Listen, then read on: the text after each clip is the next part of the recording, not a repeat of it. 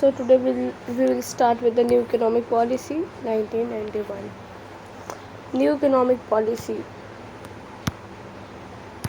अभी वो स्टार्ट क्यों हुआ न्यू इकोनॉमिक पॉलिसी, रीज़न क्या था वो देखते हैं पहले.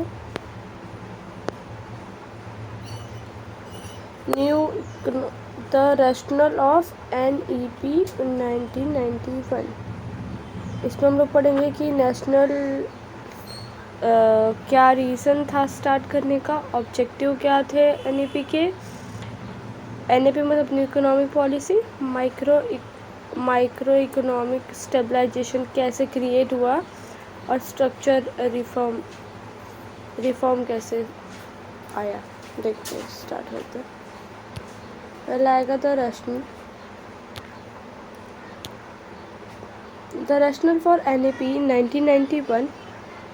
Reason for the implementation of new economic policy. क्या? Physical crisis. सबसे ज़्यादा फिजिकल क्राइसिस रीज़न था न्यू इकोनॉमिक पॉलिसी के आने का. Physical situation in India was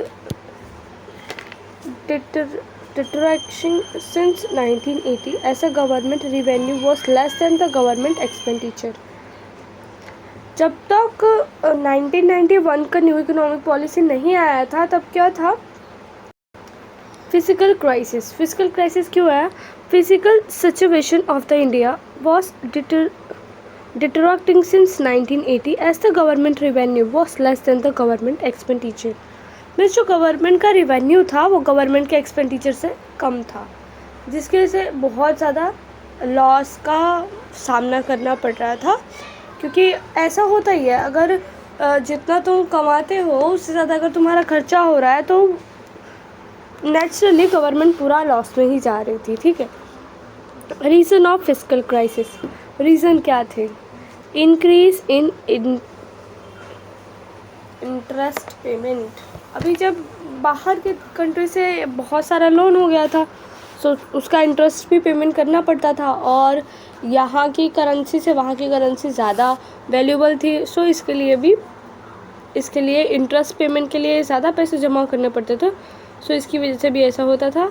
increase in deficiency नहीं थी उतनी. उस टाइम पे ऐसा हो गया था कि लोग फार्मिंग में भी बहुत कम इंटरेस्ट दिखा रहे थे. सो जिसकी वजह से खाने के भी वांदे हो गए थे. ऐसा सिचुएशन था. इंक्रीज इन सब्सिडीज़ में जो बढ़ोतरी हो रही थी क्योंकि लोग अपने बेसिक नीड ही पूरा नहीं कर पा रहे थे, तो सब्सिडी ज़्यादा देना पड़ रहा था. Physical deficit rose in 7.7% of GDP का 7.7% तक डेफिसिट हो गया था. इन 1990 और 91 it was the finance through the internal borrowing बहुत ज़्यादा हो गई थी उस टाइम पे. 48.6% ऑफ GDP का इतना बड़ा भाग बोरोइंग में था. As a result of burden of interest increase in 29% in 1991. Interest जो था वो 29% इंक्रीज हो गया था in 1991. Rise physical deficit was a main reason. Physical deficit का ये बहुत बड़ा एक रीज़न था उस टाइम पे. Balance of payment crisis. Payment goods. Different country increase the price of oil.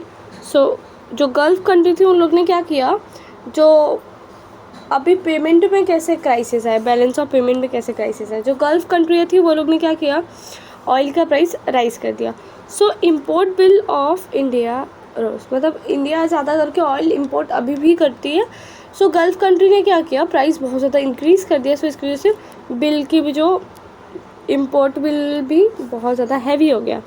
So result of the country accounts deficit is 9.7 billion $. इतना ज़्यादा डेफिसिट में चला गया. 9.7 बिलियन $. के डेफिसिट में इंडिया चल रहा था उस टाइम. 3.2% ऑफ GDP 1991 का GDP के 3.2% भाग। Due to the Gulf war service क्या इफेक्ट कर रहा था? Due to the Gulf war many Indian living in Gulf lost their job. जो गल्फ में जो वॉर हो रहा था गल्फ कंट्रीज़ में, सो वहाँ पे जो बहुत सारे इंडियन काम करते थे तो वहाँ से फॉरेन इनकम जनरेट होकर इंडिया आती थी, बट वॉर की वजह से क्या हुआ, वो लोग ने अपना जॉब खो दिया। This reduce their remittance of to India, so the foreign exchange on decline from 3% of US dollar 3.1% of US billion in the 1990 to 896 million in 1991। मतलब जो वॉर था उसकी वजह से इतने सारे लोगों ने अपना जॉब खो दिया कि बहुत ज़्यादा लॉस हो गया। 3.1% बिलियन 1990 में हुआ था और 896 बिलियन 1991 तक हो गया था। FDI foreign direct investment credit rate against down crew India credit, so NRI deposit come down, excess in investment of foreign started following. In June 1991 BPO crisis become a crisis of इतना मतलब कि foreign direct investment एकदम ना के बराबर था, because पहले से जो मतलब ब्रिटिश यहाँ पे रूल करके गए थे, सो इंडिया वाले थोड़ा डरते थे क्योंकि ऐसे ही वो लोग भी आए थे ना, वो भी फॉरेन की कंपनी थी जो आगे यहाँ पे इन्वेस्टमेंट करके उन लोग ने अपना काम चालू किया था। सो उससे इंडिया वाले बहुत ज़्यादा डर चुके थे, बहुत ज़्यादा मतलब सहम चुके थे कि कैसे कैसे तो अभी हम लोग उनको निकाला है, अभी वापस से हम लोग उन लोग को रूल करने देंगे तो फिर क्या होगा, वापस से इंडिया पे किसी और का रूल हो जाएगा। सो इससे डरते थे, इसलिए फॉरेन डायरेक्ट इन्वेस्टमेंट एकदम ना के बराबर थी और जिसकी वजह से भी बहुत ज़्यादा क्राइसिस आ रहे थे क्योंकि पैसे कहीं से आ नहीं रहे थे, बस जा रहे थे। इंटरेस्ट पेमेंट हो रहा था, बाकी सारे पेमेंट्स हो रहे थे, बट फॉरेन की जो इनकम थी वो इंडिया में रिसीव नहीं हो रही थी। This mean the start of loss confidence of on India, the government is solve this crisis. पर कुछ दिनों के बाद इंडिया ने इस क्राइसिस को सॉल्व करने की कोशिश की।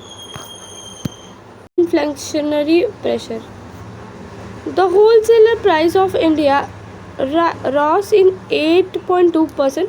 होलसेल का जो प्राइस था वो 8.2% पर एनम से बढ़ चुका था ड्यूरिंग द 1981 to 82 और 1993 to 1994 में।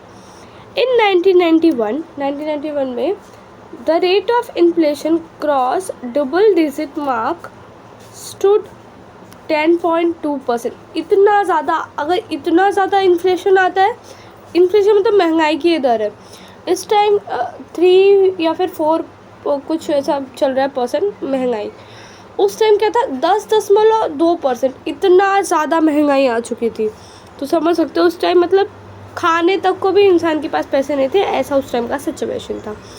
The average annual inflation rate was quite high between 10% to 14% इन 1945। हद तो तभी बढ़ गई जब 1994 में और 1995 में वो रेट 10% से 14% तक इंक्रीज़ हो गई। मतलब बहुत ज़्यादा महंगाई आ गई उस टाइम पे, एवरेज एनुअल इनकम पे बहुत ज़्यादा इन्फ्लेशन आने लगा।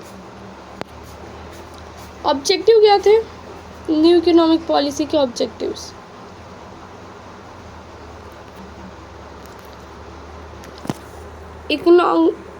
इकोनॉमिक स्टेबिलिटी, ये सारा हम लोग ने प्रॉब्लम देखा। फिजिकल डेफिसिट, उसके बाद BPO क्राइसिस, उसके बाद रिड्यूस द इन्फ्लेशन रेट। जो प्रॉब्लम देखा उसी का सिल्यूशन बताना है, ठीक है। तो अगर प्रॉब्लम भी अच्छे से याद है ना तो सिल्यूशन इजीली हम लोग खुद से भी बना सकते हैं क्योंकि बहुत ज़्यादा मतलब डिफरेंस है नहीं। Implement objective of NEP 1991 to clear physical deficit पहले तो क्लियर करना है। BPO क्राइसिस जो है उसको ख़त्म करना है उसके बाद reduce inflation rate, inflation rate को भी रिड्यूस करना है।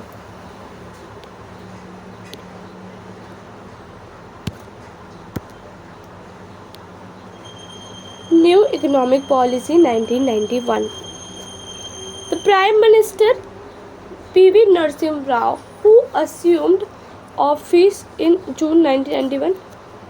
PV नरसिम्हा राव का जब वो चल रहा था, मतलब काल चल रहा था, जिस टाइम उनका शासन था, उस टाइम पे न्यू इकोनॉमिक पॉलिसी 1991 इंट्रोड्यूस किया गया। The concept of LPG was introduce since 1991। 1991 में लॉन्च हुआ है LPG। Liberalisation, privatisation and globalisation, ये पहले से पढ़ चुके हो, बहुत बार पढ़ चुके हो। जस्ट लाइक कभी प्रीवियस ईयर FY में तो शायद था, बट SY में था अपने को, FC में। सो थोड़ा बहुत कॉन्सेप्ट से आप फेमिलियर हो चुके होगे, और 10th 9th में भी ऐसा कॉन्सेप्ट था।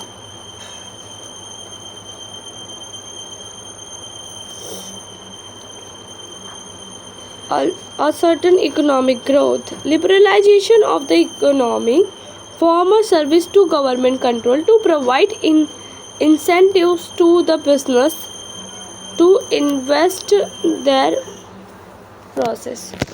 लिबरलाइजेशन का क्या हुआ? लिबरलाइजेशन की वजह से जो गवर्नमेंट कंट्रोल था वो थोड़ा सा रिड्यूस हो गया, कि मतलब गवर्नमेंट ने अपना कंट्रोल थोड़ा सा दूसरे के हाथ में भी देना चालू कर दिया। पहले ज़्यादातर चीज़ों पे किसका राज था? गवर्नमेंट का। गवर्नमेंट ही जो भी हो रहा है सब गवर्नमेंट ही करेगी, दूसरे किसी को नहीं करने का। तो जब लिबरलाइजेशन आया तो उससे क्या हुआ, कुछ परसेंट ऑफ पार्ट गवर्नमेंट ने क्या किया, अदर सेक्टर को भी इन्वॉल्व करना चालू किया। So that the NI increase and result of economic growth on per other Asian country like China, Malaysia, South Korea, जिसकी वजह से NI इंक्रीज़ हुआ और इकोनॉमिक ग्रोथ धीरे धीरे आना स्टार्ट हुआ। जैसे अदर कंट्री की ग्रोथ है, चाइना, मलेशिया, साउथ कोरिया, वैसे ही यहाँ के भी ग्रोथ थोड़ा थोड़ा चालू हुआ।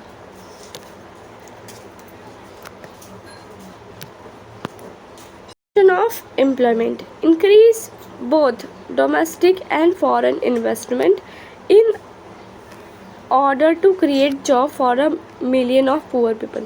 तो क्या किया, इंक्रीज़ किया डोमेस्टिक और फॉरेन इन्वेस्टमेंट, मतलब डोमेस्टिक वाले भी इन्वेस्ट करो और जो फॉरेन कंट्रीज है वो भी इन्वेस्ट करो। बहुत ज़्यादा इन्वेस्टमेंट तो उस टाइम फॉरेन कंट्रीज़ की नहीं ले रहे थे, जस्ट लाइक कुछ परसेंट पार्ट ले रहे थे, क्योंकि अभी भी कुछ डर था इंडियन की, अगर वापस से बहुत ज़्यादा पार्टिसिपेशन करा लिया तो फिर से वो लोग रूल करने लगेंगे।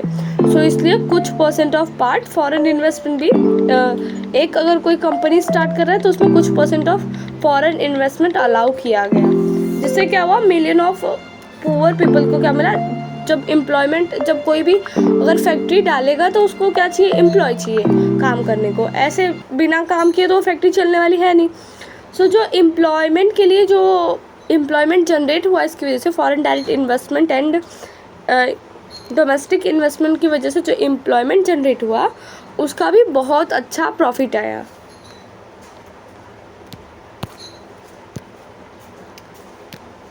रिड्यूस इन पॉवर्टी, जिसका क्या रीज़न हुआ, पॉवर्टी रिड्यूस हुआ। With LPG it is believe that the more of employment opportunities will be created। LPG, liberalization, privatization and globalization, इन तीनों की वजह से क्या हुआ, बहुत ज़्यादा अपॉर्चुनिटी मिलने लगी एम्प्लॉयमेंट्स की, जो कि पहले नहीं मिलती थी। समझा? आगे चलते हैं। With the employment, income generation will happen and will be result to the fall in poverty, जिसकी वजह से क्या हुआ, पॉवर्टी धीरे धीरे कम होती जाएगी। अभी भी पॉवर्टी पूरी तरीके से रिड्यूस नहीं हुई है, इंडिया में बहुत ज़्यादा पुअर पीपल्स है, बट उससे क्या हुआ, थोड़ा कम हुआ, मतलब बहुत ज़्यादा जो क्राइसिस आ गए थे उससे थोड़ा सा कम हुआ।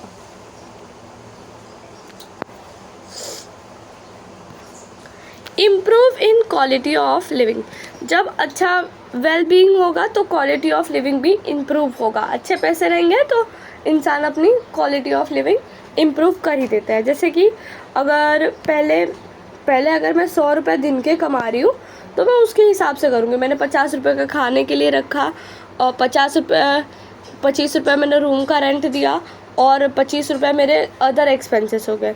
बट इफ़ मैं अभी 150 कमाने लग गई तो मैं क्या करूँगी, मैं बोलूँगी यार अब तो कुछ अलग खाना चाहिए ना, अब कुछ हेल्दी खाना चाहिए। जो मैं पहले डालडा का ऑयल यूज़ करती थी अब मैं आ जाऊँगी सफोला का यूज़ करूँगी, क्योंकि अब तो मैं हेल्थ का ध्यान रखूँगी ना, क्योंकि मेरे पास तो मनी है, अभी मैं अच्छा मेरे पास इनकम आ रहा है। सो स्टैंडर्ड ऑफ लिविंग ऐसे इम्प्रूव होने लगता है। जैसे जैसे पैसे इंक्रीज़ होते हैं standard of living almost increase हो जाता है। Faster economic growth, achieve the better quality of living of the people, improve Indian standard in HDI। मतलब इससे क्या हुआ, इंडियन स्टैंडर्ड भी इंक्रीज़ हुआ। अभी जब पैसे आएंगे, फॉरेन डायरेक्ट इन्वेस्टमेंट हो रहा है, प्राइवेटाइजेशन हो गया, बहुत सारी कंपनियों को गवर्नमेंट प्राइवेट कर दिया। इस टाइम तो बहुत ज़्यादा ही प्राइवेटाइजेशन हो चुका है। जब इस टाइम इंडिया के गवर्नमेंट के हाथ में बस एक हेल्थ वाला है, एजुकेशन है और रेलवेज़ के कुछ पार्ट्स हैं, बाकी सारा तो प्राइवेटाइजेशन हो चुका है। सो उस टाइम से धीरे धीरे प्राइवेटाइजेशन स्टार्ट हुआ था, जिसकी वजह से बहुत ज़्यादा प्रॉफिट हो रहा था।